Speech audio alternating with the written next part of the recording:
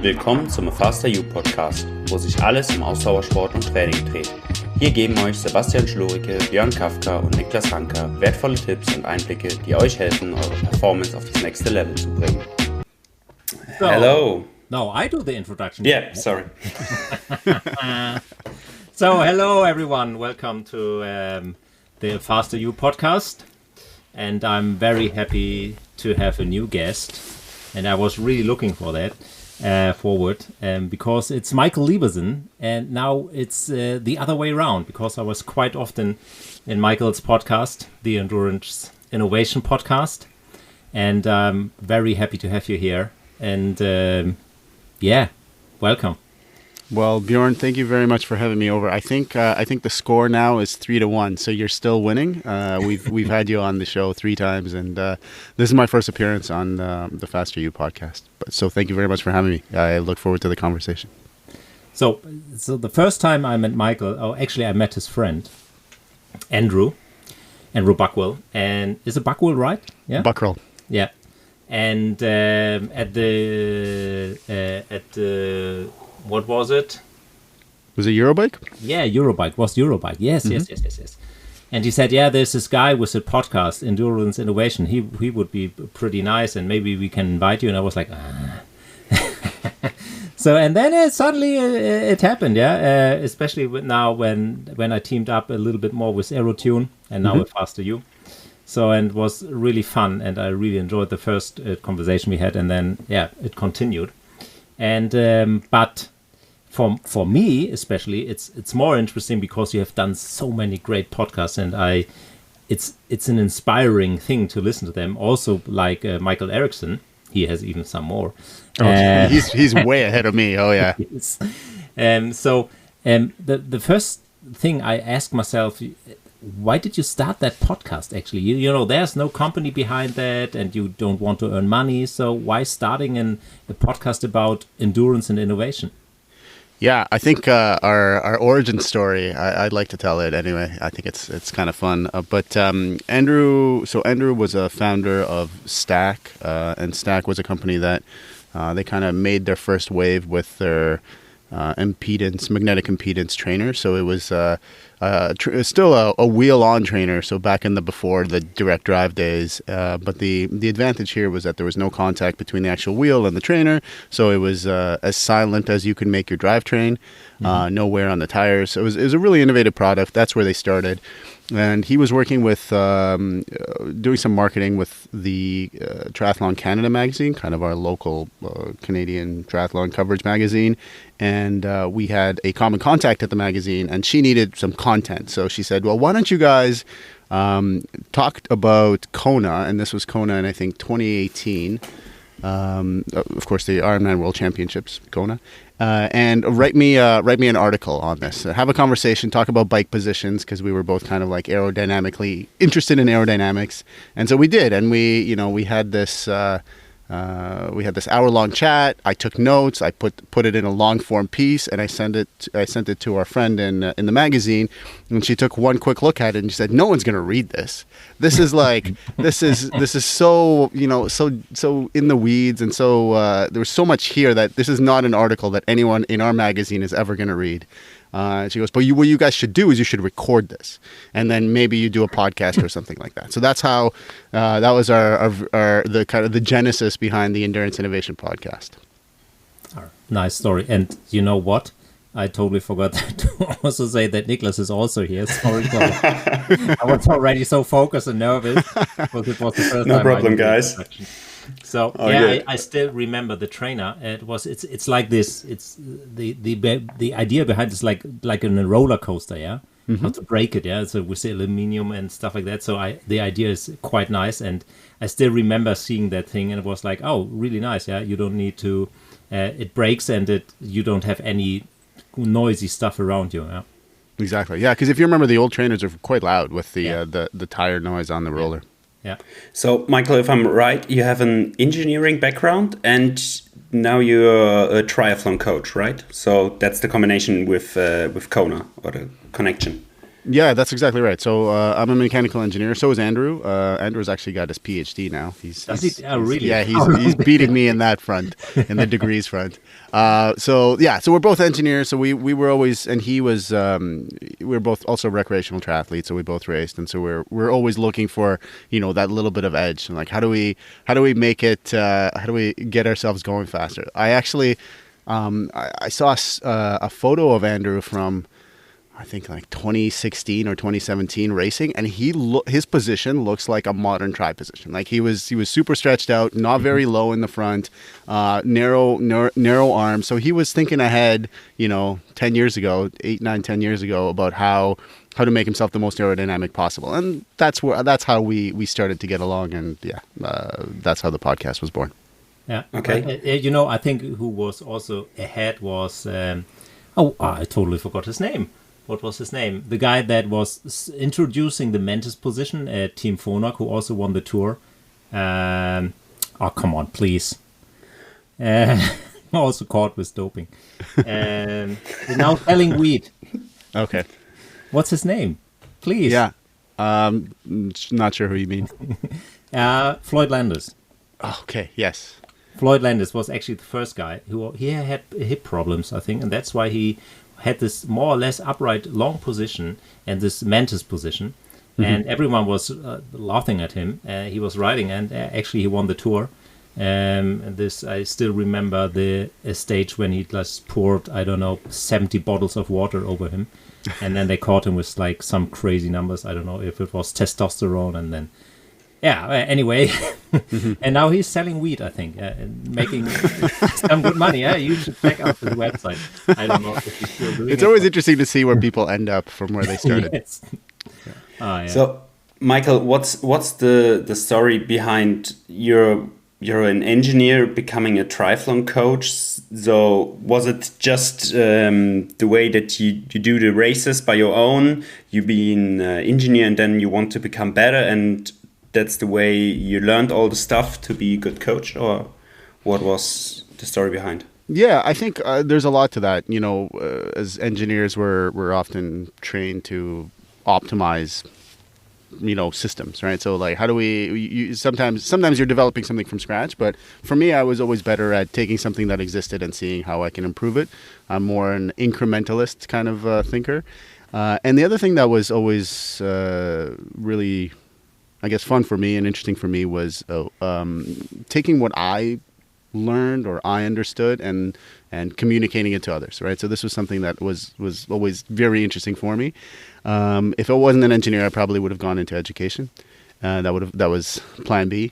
And so when I started racing triathlon, again, very recreationally in my late 20s, I realized that there was a lot to this, and that I had a pretty good understanding, and it was growing of how to make a go of it. And I started training with a club, and there were all sorts of other folks who were in the same position that I was, and I enjoyed having these conversations with people. So that's how it started. That's how coaching started. It was very sort of grassroots and natural at first. I would just tell folks what I was doing and explaining why I was doing it. And then I didn't love my job at the time, and one thing led to another. And this was before kids and everything, and before major expenses. So I was like, I'm going to quit my job. I'm going to try being a coach full time, and did that for about 8 years, where coaching was the number one thing I did. Yeah, nice. So when I listen to your podcast, and there are a few that I really, really like, I know that's really hard because you don't want to be too mean to some people you interviewed. But which one is your favorite podcast you did over the years? Favorite podcast. You don't have to mention me. Yeah? That's too. That would be what the engineering professors would call the trivial answer. The obvious answer. What are some of the best ones that we did? There was one of the folks that I really enjoy interviewing, and I hope he's listening, because I've been trying to get him back on the show, is Dan Bigham. So this is like a plug. Yeah. So Dan's stuff is really interesting because Dan is pretty unfiltered. So he's, that when you ask him a question that you're going to get a legit answer.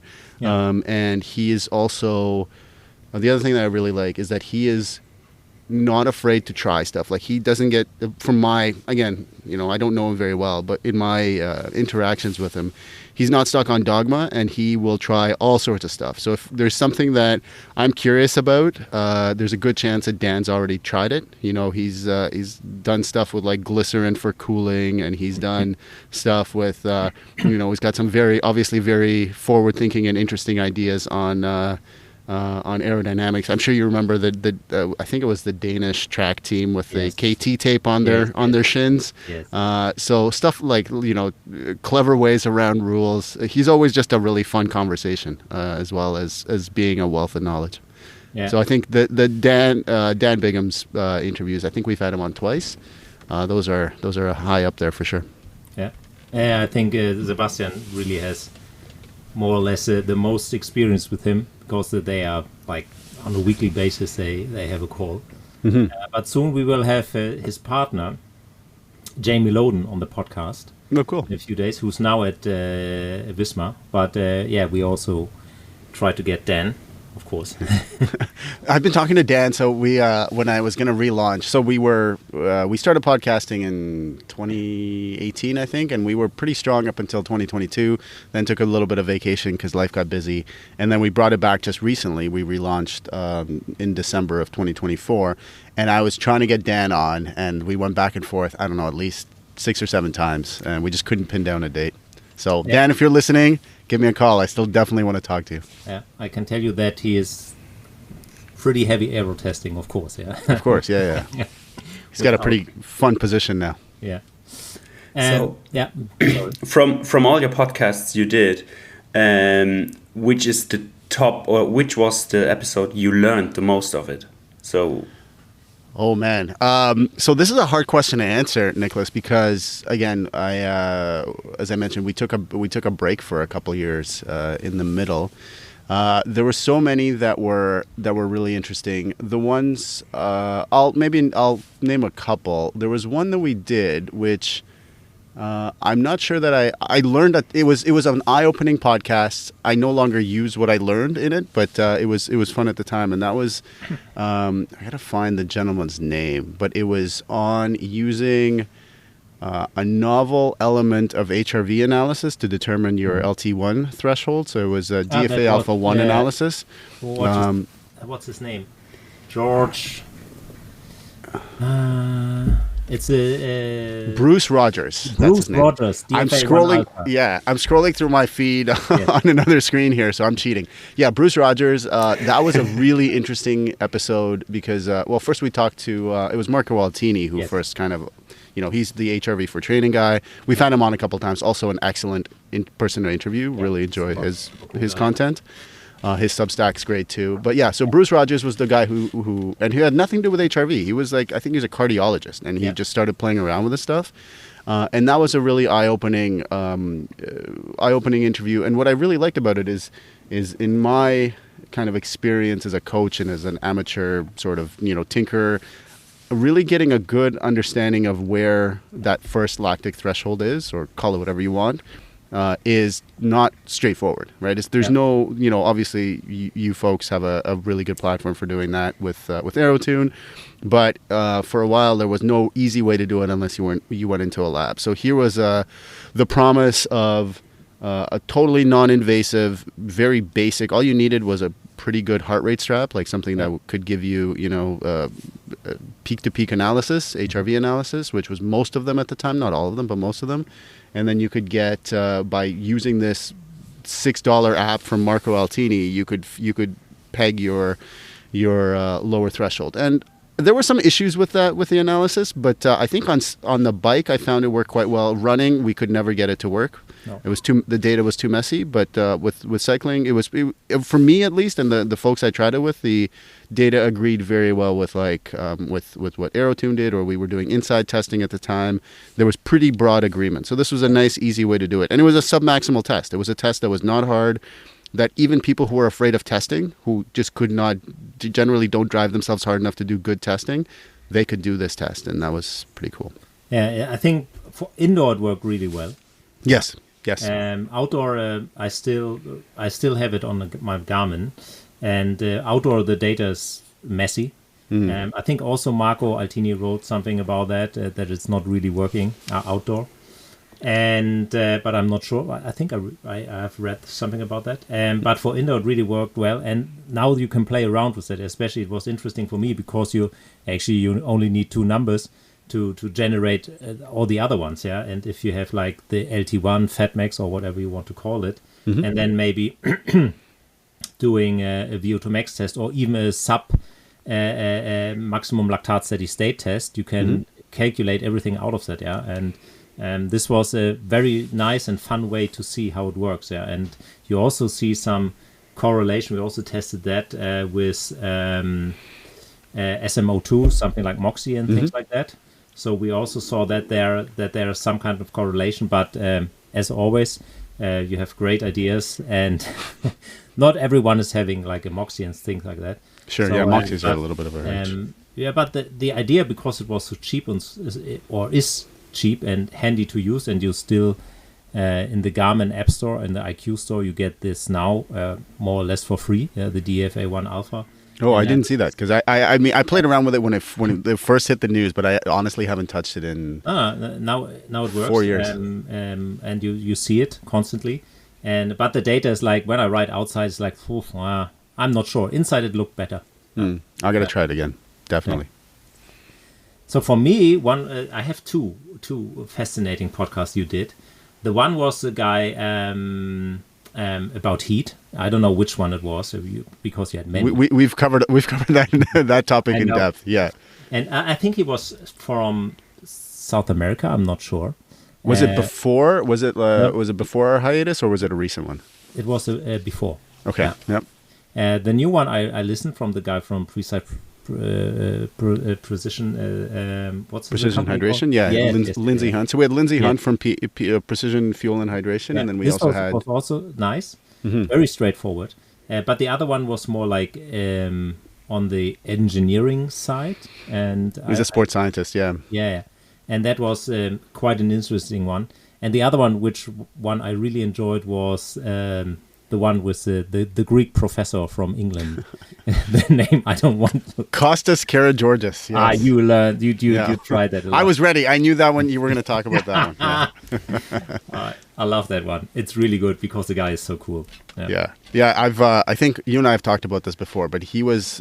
We've done. I don't know. We're on episode 163 or something like that. So I've recorded a few of these episodes, and he was unique in the sense that he just. It's like he walked into the room virtually, of course, because we weren't sitting together, and he delivered a lecture. Yes. And that's what he did. It wasn't an interview. I asked him some questions, but no, he was just, he delivered, presented his material, and obviously it was very polished, very well put together, and I've never experienced that before. Usually where, I have to, with some guests, they have some stuff prepared, and they're a little bit smoother than others. With others, I really have to tease, and as podcasters, you guys know, you have to tease the information out. This guy, he sat down and he delivered the content, and it was just it was great. I just sat back and I listened, and it was a lot of fun. We had that the last time when we talked with Enrique Avancini. We talked for 2 hours straight.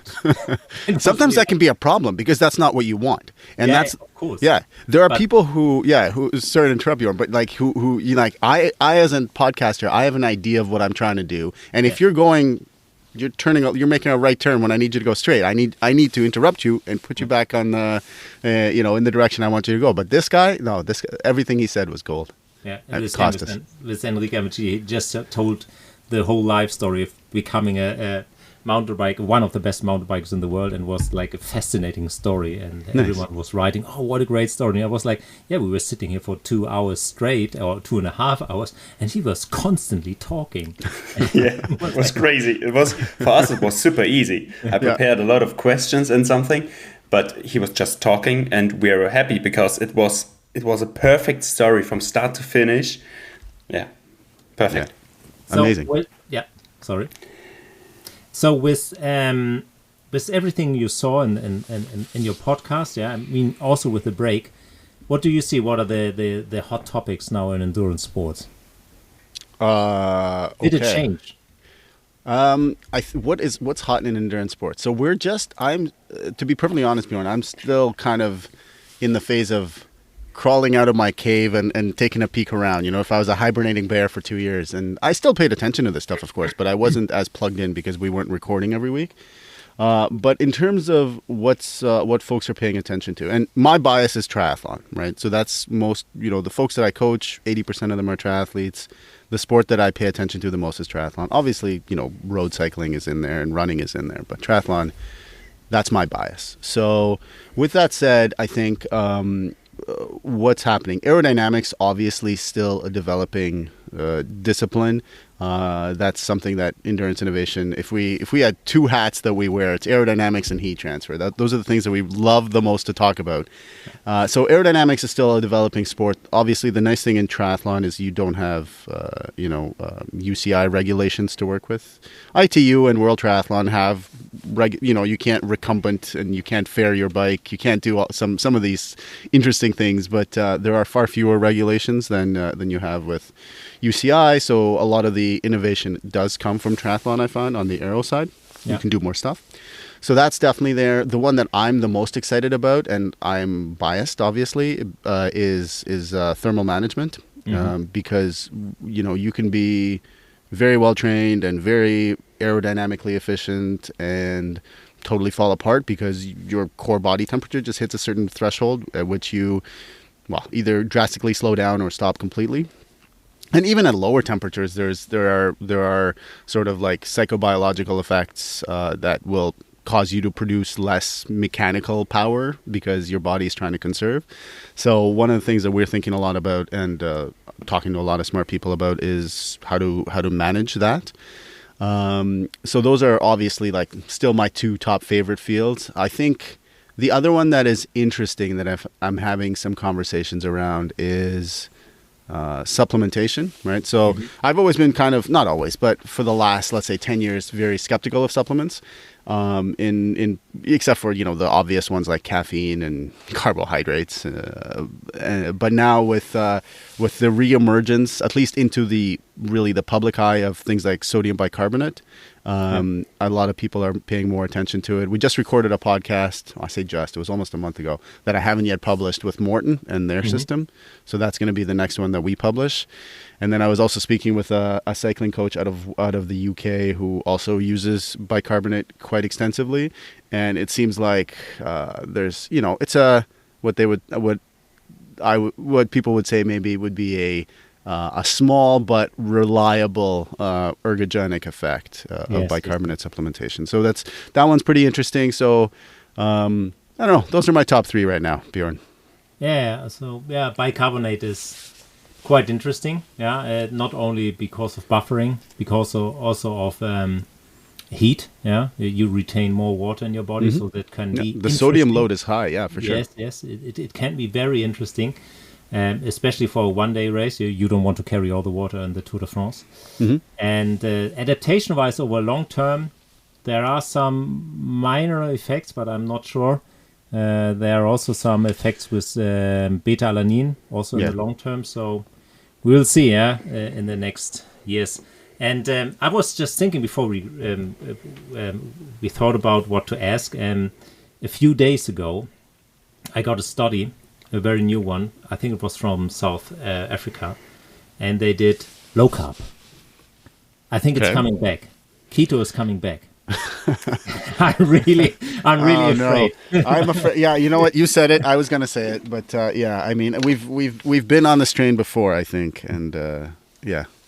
So, what do you think? What is coming back? What is coming? Well, bicarb is coming back because bicarb was a thing in the 70s and 80s, and it was just nobody could tolerate it. But now that there's new formulations, so I think bicarb's coming back.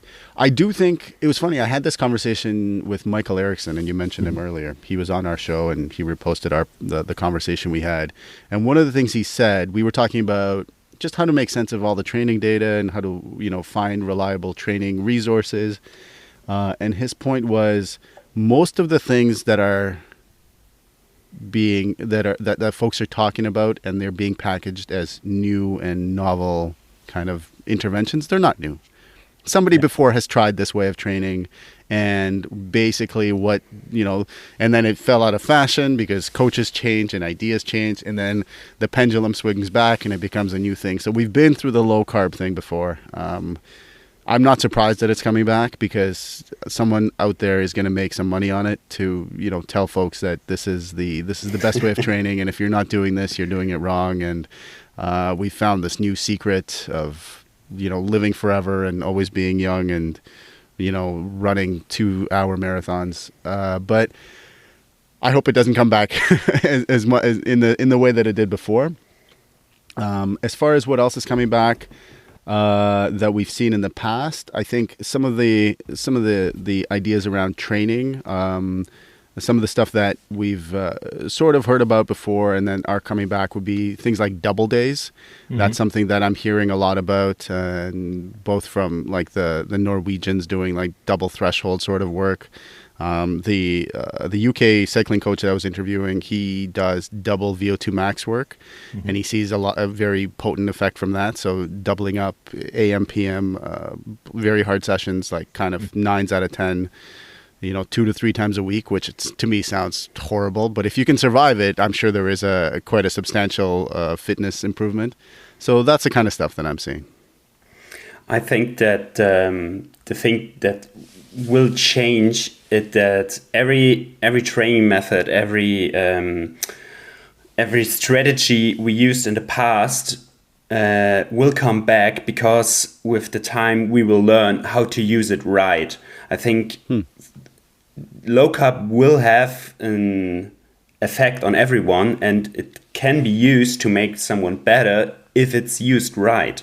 So I think that's the thing we will learn in the next years. For every strategy out there, we will learn how to use it right, when to use it, and that's, I think, the point. Not everyone is good for low carb is not good for everyone, but on some persons, on some metabolic profiles, maybe it's good. So we just need to learn when and how to use.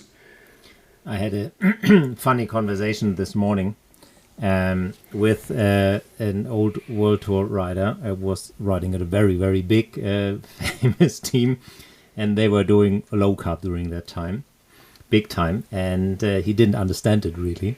So he was riding 2 hours low carb, no eating, and then he stopped at a cafe eating some cake, continue. And then he was, I just did the right low carb, and then I just refueled. And then, no, you're not allowed to do it. You're allowed to drink a protein shake. And then he never did it. Maybe he was still like, he was, 5 times, 6 times to the France rider. And he said, no, that was so shitty, that training. Yeah. I think that's what people forget, is just how much it sucks. Like if you do it like the way that it was, I remember hearing about doing it. It's a terrible way to train. It's if you have anything outside of training in your life, like if you have a full-time job, if you have a family, like you become a terrible, hang on, I'm going to speak for myself. I was a terrible human being when I tried to do low carb, and it's not worth it for me holistically as just like a human to do this to myself and to my family and to my coworkers, because that was really no fun. That's not what I'm all about. But Nicholas, what you were saying earlier about how we how we learn to do things better. I agree. I also think that, especially and Michael and I spoke about this, with sort of the propagation of the information coming at us a lot from social media and people who have sort of an incentive to oversimplify, right? So to say, okay, this is the reason you're not a good athlete is because you do this wrong. So if you change this one thing, you're going to be a better athlete or better human being, better whatever the thing you're trying to be better at. Everything all at once, right?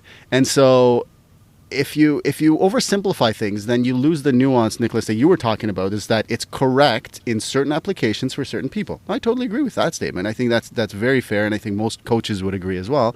But if you say, no, high carb is bad, low carb is good, or the other way, like low carb is always bad and high carb is always good, then you do lose that nuance. And that's an easy message to sell to people. And I think that's why the messaging works. And the nuanced position of, no, you have to really think about what context this is appropriate in and when it's not appropriate. That's not easy. You cannot package that into a neat little box and then feed it to somebody through a 30-second Instagram slot and then say, pay me some money so that I can show you how not to eat potatoes. That message is harder to deliver. Yeah, I mean, like this is always there are simple problems and there are complex problems, and they are not easy to solve, especially not on your own, or you need some more time to do that. Yes. And I mean, like it's the same as politics. Yeah, get simple simple answers. And there are a lot of people right now who are peddling simple answers. I think so that's the case. The people are afraid of complex questions and answers. Yeah, so it's black and white. So. Always a problem. I think for most of the athletes and for most of the athletes who are listening here, is in the beginning it's relatively simple. So start cycling, being healthy, that's the baseline. So if you do 90% of the time just easy riding, eat your 30 to 60 grams of carbs, you would be healthy and it's good. And if the problem, I think, is if you get better and better and better and increasing, it always gets more complicated because you always want to get better, and then it starts not being easy, and then you need to have enough people who are analyzing your stuff and give you some ideas and some context to see how you can make it better. Yeah. I totally agree with that. Yeah, I think in the beginning everything works. I think this is a line that Bjorn, this is your line. It's your voice in my head when I say everything works. It's your voice that I hear. It's like, yeah, in the beginning everything works, and I think that's very true. You know, the couch in my you see in my back. If I lay down there for 3 weeks, I will have an adaptation. Maybe not the 100%, but it works. Yeah? Yeah. And yesterday I got a nice study about strength training and running for 6 weeks. Okay. Recreational runners, and the athlete told me, "Oh, look at that! How amazingly it works." And I said, "Yes, they never did strength training, and they did it for 6 weeks, and I wonder why magically they can squat more, and maybe they have a little bit better running economy. But in your case, you are already like 60s plus VO2 max, female." Of course, strength training makes sense, but I can't promise you these gains, and I'm not sure if we should start that regime, because we have to sacrifice other things that are maybe more important. So always, as you mentioned, Niklas, the context of where to put it and with who I'm really dealing. So everything works, yeah, and especially for 6 weeks, everything works. If I put you through the meat grinder, crazy training, double VO2 max days, you will get better. Yes. Yeah. Novelty of stimulus is very powerful. I think that's something that we found out pretty early on. That if you change it, something will change. Yes. And this is really a very simple idea of training. Yeah. As a good coach, you just look. Wow, what did we do the last 6 months? Okay, we change. And if I constantly change, it doesn't matter what. As long as it's a stimulus, you will get better in some area, yeah? Maybe not always target-wise, but you will get better. Pretty simple. Change your system, and you will constantly get better. Mm-hmm. So, coming back to your podcast, where do you still find, I mean, like for Michael, it must be way more harder, Michael Eriksson, where do you find guests and inspiration who to invite? Well, I found that's a great question. And I was thinking about Michael too about it, because he and I had this conversation a few years ago. But what I found worked really well for me is to not podcast for 2 years. and then there's a bunch of stuff that happens, and then you know, in your life and in the outside world, and then you have all sorts of new ideas. But what I like is I get inspiration from podcasts and from reading, reading certain things. Like there was I made a joke about this on my show. There's a Canadian journalist, Alex Hutchinson, who's quite famous. He wrote Endure, and he's about to publish a new book. And sometimes, I mean, the joke that I made was that if we monetized our podcast, I should be paying Alex royalties, because so many of my podcast ideas come from his outside articles. And so I'll read his article and be like, this is really interesting. And I'll look up the papers, and I'll look up the people who wrote the papers, and I'll talk to those people, and then I'll get them on the show, because he's really good at bridging the gap between relevant and interesting, right? And that's kind of what I want in the podcast. I want it to be relevant to the people who listen, and I also want it to be interesting, and mostly for me, because I do this only for myself, because we don't monetize it, right? Until very recently, we weren't pushing any kind of product, and we're not pushing it very hard. So it's just for fun. It's to learn, and so those are the two things that I look for. Is it do I think I can make a fun episode from it, and is it relevant to what we're doing? That's pretty much it. Yeah. So everyone who hadn't read the book from Alex Hutchinson, and you're really do it. It's great, and he's making a new one. I didn't know that. Oh, that's really good. He's publishing a new one. I don't know what it's about, but I'm sure it's in the same kind of sphere, same area. Yeah. So, but let's talk a little bit about the stuff you produced and are producing now. And we had contact. I think it was shortly before the Olympic Games. Yes. I was in Sweden on a holiday trip, and you said, Björn, I have this cool thing, and it was a very secret thing, and I was more in the woods in Sweden than in looking at papers. But yeah, you produced a very cool, interesting cooling device and drinking device, I would say, for triathlete. Maybe you can describe it and where the idea came from, because I think it's quite interesting to do it. Yeah. Well, thank you for the throw to let me talk about the product we're trying to sell. I always appreciate that, Björn.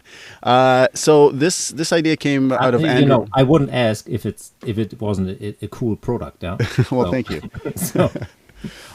Like most things in what endurance innovation does, this idea came out of Andrew's brain. He was his PhD is actually in fluid transfer, heat transfer. That's kind of what he does.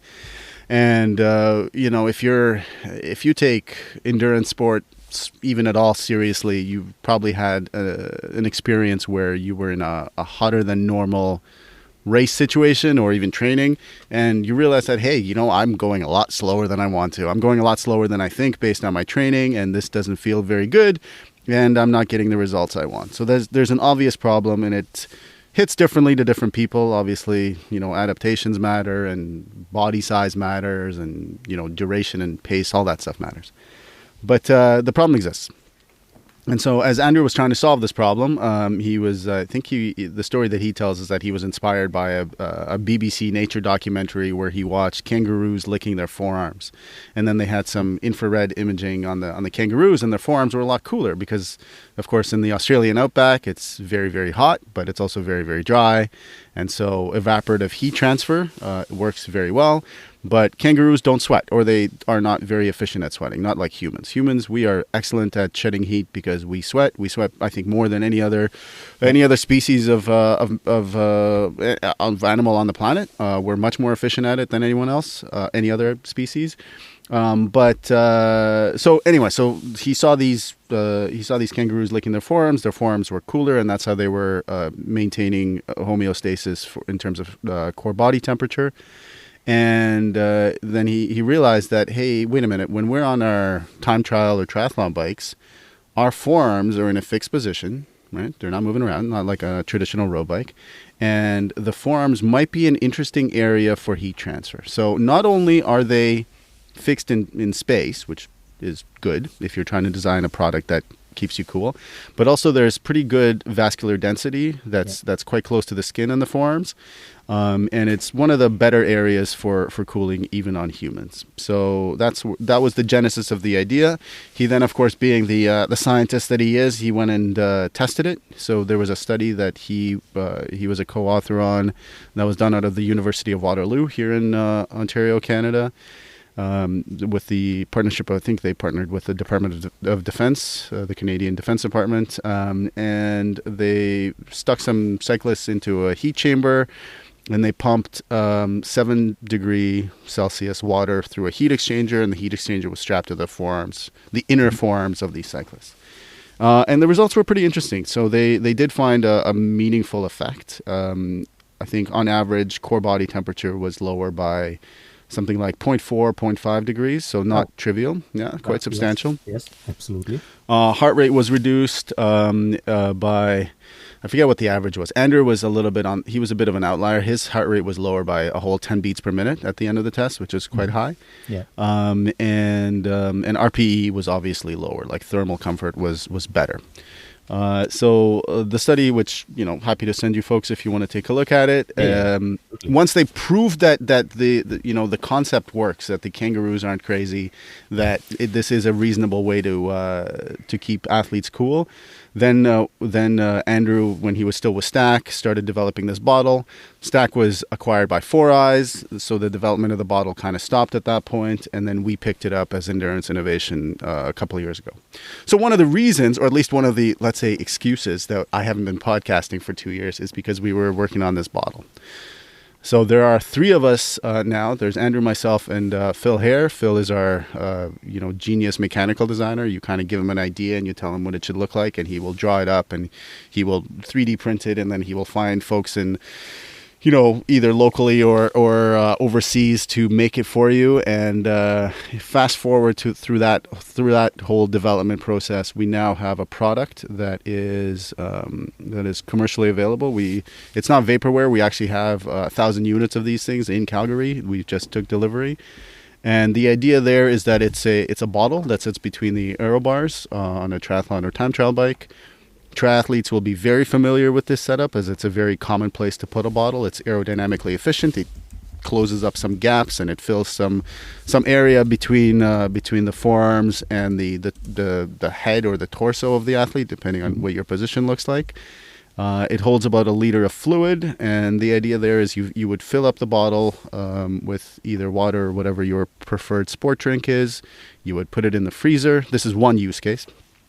You would freeze it, and then you have basically a heat sink that has quite a bit of thermal density. And the beautiful thing here is using the phase change of ice to store that thermal mass, because in the example that we like to give, the heat required to melt some mass of ice, in our case it's a kilogram, is the same heat that would raise the temperature of the same mass of liquid water by 80 degrees.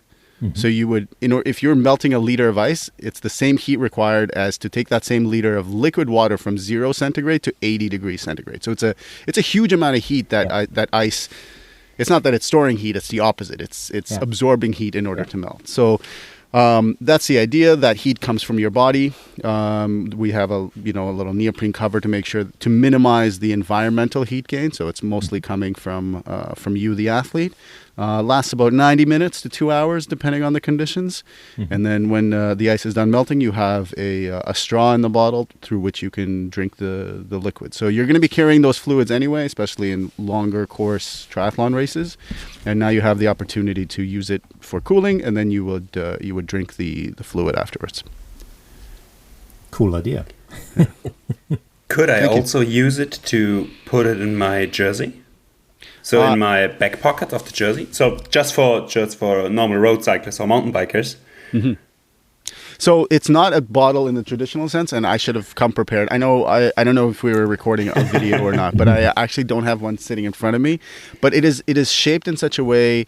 It's not shaped like a round bottle. So I've got a round bottle with me for those of you listening.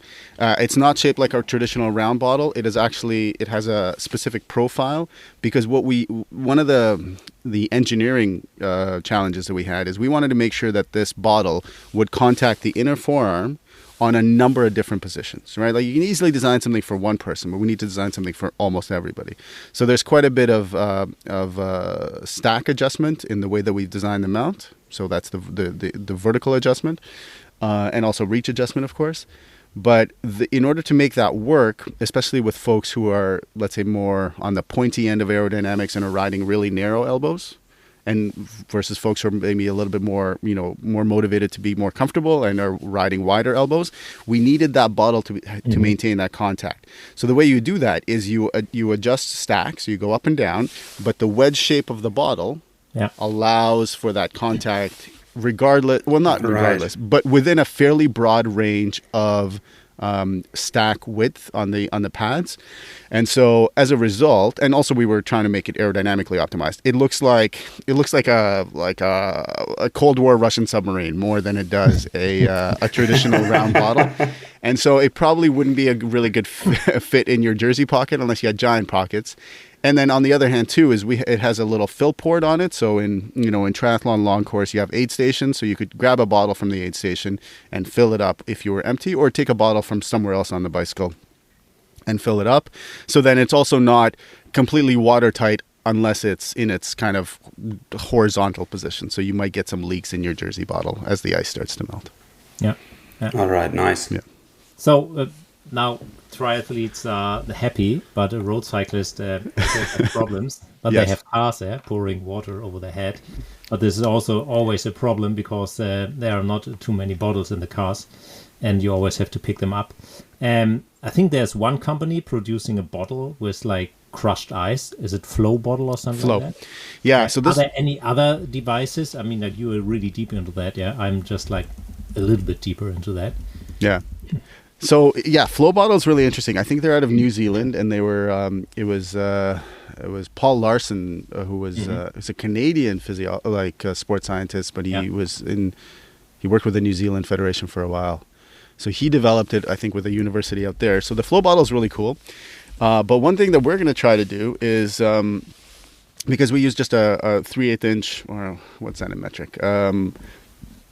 Roughly 1 centimeter hose, vinyl hose that we're using for a drinking straw. And if you remove the bite valve that sits on top of this thing, we're pretty sure, we haven't tried it yet, but we're pretty sure that we can use crushed ice in our bottle, so that we can drink crushed ice on the bike. Again, for triathletes, that doesn't help the road cyclists. And kudos to the idea to Bevan McKinnon, who is a triathlon coach in New Zealand and also a podcaster. He's like, hey, this thing's cool. Could you put crushed ice in it? I'm like, we never thought about it, but we probably could. Yeah, I mean, like, it's like you doing two things. Yeah, you have the cooling on the arms, and you have the huge surface from the crushed ice and cooling your body. Very efficient. Yeah? For sure. And the reason that crushed ice works, and Bjorn, sorry if you don't want me to talk about this, but but if you can, so what I was talking about ice and the phase change of ice being exceptionally powerful for heat transfer. The trick is, if you have ice and you're just, you have it in your drink, let's say, right? And the ice melts in the drink, and then you're drinking the cold water. That's fine. And what that ice is doing is it's keeping your water cool. But the melting of the ice, which is where all the magic happens, is happening outside of your body, if that makes sense. If you're like an engineer and you want to talk about control volumes, you're outside of your, body control volume. But if you can take that piece of ice and eat it, then the ice melts inside your body, your control volume, and all of the cooling benefit from the melting of that ice, that phase change, is inside you. That's the best case scenario. So that's why crushed ice is so powerful. It's obviously much easier to drink than solid chunks of ice, famously. And when that crushed ice melts inside your mouth, inside your stomach, that heat transfer is exceptionally powerful because it's all contained inside you. The bottle is kind of there, but not exactly. It's still outside of you, but we have the bottle insulated, and the contact patch is with the human. So it's not quite as efficient, but it's close. Yeah. Very interesting, especially now with the climate change and everything. It becomes more and more a problem or a challenge to do. And I'm still like, the last 3 years, the heat waves we had, also especially in road cycling, you have great numbers from the riders, and the adaptation to that, and also the cooling strategy is actually where the magic happens now. It's I would say the rider who can cool the best and also has the best body shape for that will win. Yeah, I mean, like look at Patrick Lange. Yeah, I mean, like he had for sure. like a major advantage. In the race, this year. Absolutely. Or last year, yeah. And your point about, so obviously climate change is a factor, but also as we get faster, right? Like if you think about, is if you're trying to push physiology ever higher, like you're trying to produce more watts. Well, what's gross efficiency on a bike? Roughly 25%. Yeah. Right. So for every 10 watts that you're improving your sustained power, you're creating 30 watts of heat. Yes. Right, because that's where the rest of the stuff goes, which is something that kind of boggles your mind if you think about it. If you're riding at, 300 watts, your metabolic cost is 1,200 watts, give or take, which means 900 watts is heat. Yes. So your body has to figure out what to do with 900 watts. That's a lot of, that's like, not quite an oven, but it's halfway there. It's a lot of thermal energy, thermal power. The problem we're dealing with heavier riders. I mean, like maybe you have the same threshold. Also, yes, yeah. First of all, we have the problem with nutrition. Getting all the energy in. So lighter riders maybe better. Yes. And then the thermal stress. If you're 190 and 80 kilos and maybe have 6 watts at threshold. I mean, like you're a living radiator, It's basically, you don't need to heat the house in the winter, And the one thing that we were kind of kicking around the idea of using it in road cycling is just for pre-cooling, right? So obviously there's lots of pre-cooling solutions already. Our idea works as per cooling in triathlon, like cooling during activity, which is really great. But in cycling, we can't use it. Well, in UCI cycling, we're not allowed to use it. But as a pre-cooling strategy, I think that could be really interesting, especially in really hot races. You can still wear the vest, right, on the torso, but you could also use our device and then cool the forearms, and then just get more net cooling in the beginning, and have a higher magnitude effect before you even start the event. Yeah. So to summarize for our listeners, what are your best strategies for cooling during a race? So not just even in for the triathletes. So also, what do you say to your road cyclists, to your mountain bikers, or some runners to cool down during the race? Okay. Yeah. Great question. So it sort of depends on the conditions, but I think the more just understanding that if you are in dry conditions, even if it's quite hot, then evaporative heat transfer is going to be very effective. If you're in it for a long time, you might start running into problems where it's just not sufficient. Like your body is sweating, but you're losing, body water, and eventually you're going to start to dehydrate, and that's going to become a problem. So spraying cold water on yourself is always a really good idea. It works exceptionally well in dry conditions because that evaporative heat transfer is very, very efficient, even if it's quite hot. So if you have aid stations, or if you're carrying your own water, spraying it on yourself is very powerful. That's always a good idea. For the slushy drink that we discussed, anytime you can have ice, especially if it melts inside your body, is a very powerful way to do it. For supported races where you have, like, let's say a team car, if they can give you those the flow bottle is just one example. I think it's the only one I can think of.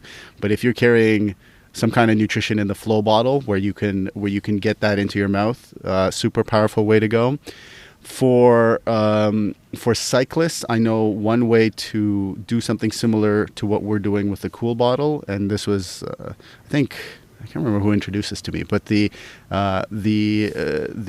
women's pantyhose full of ice wrapped around your neck on the back. I think that's very powerful because as that ice melts, it then obviously you're going to lose some of that. Let me rephrase that. Obviously, some of the energy to melt the ice is coming in from the environment, especially if it's on your back, but a lot of it is also coming from your body, so that's quite effective.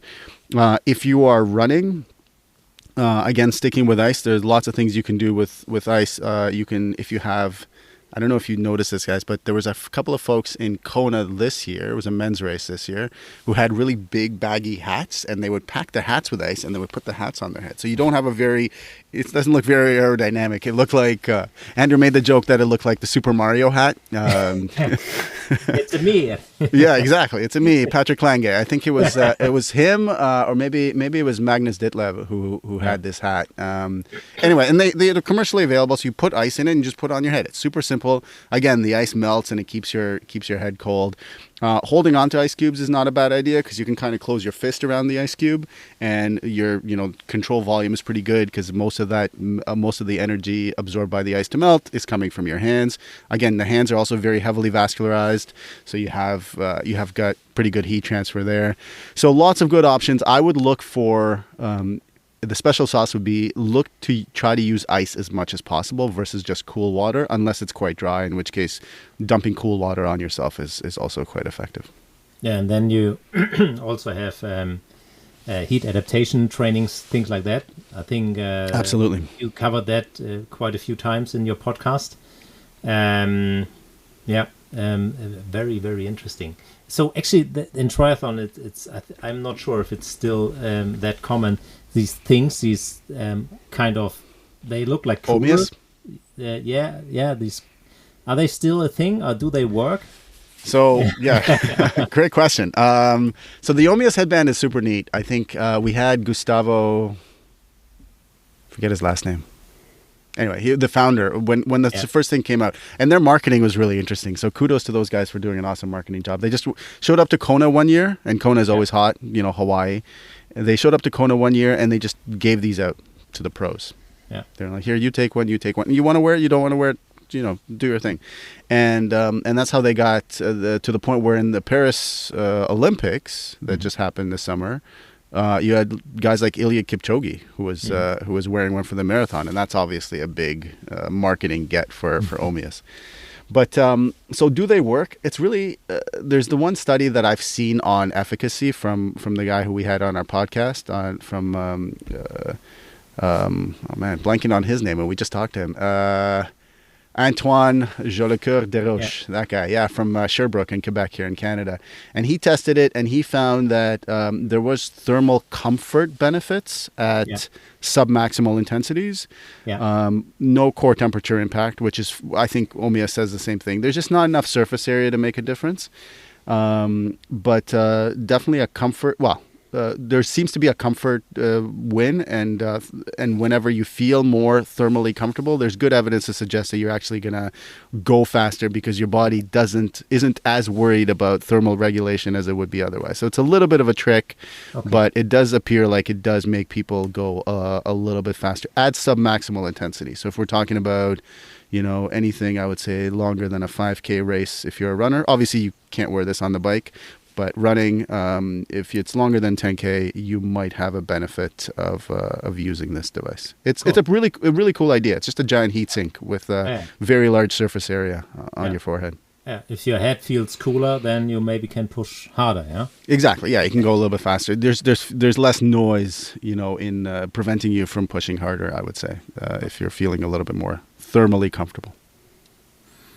Perfect. So the Cape Epic, the mountain bike race, is of course around the corner, and I just always try to invent something to make the riders cooler. So it's always quite complicated because it's an unsupported race. They start in the morning. They have boxes where they just put their stuff overnight. So now. I have to think about how to cool things before, and it's always complicated. Mm-hmm. And you also have the aspect of is the stuff really in an environment where it's still like no germs and stuff like that, because it's also a big problem in Africa, at that race, because you have like 1,000 people. They are always using. Some toilets, and you always have problems with diarrhea and things like that. So you also have to think about this. You really want to have your bottles 12 hours somewhere. You really don't know.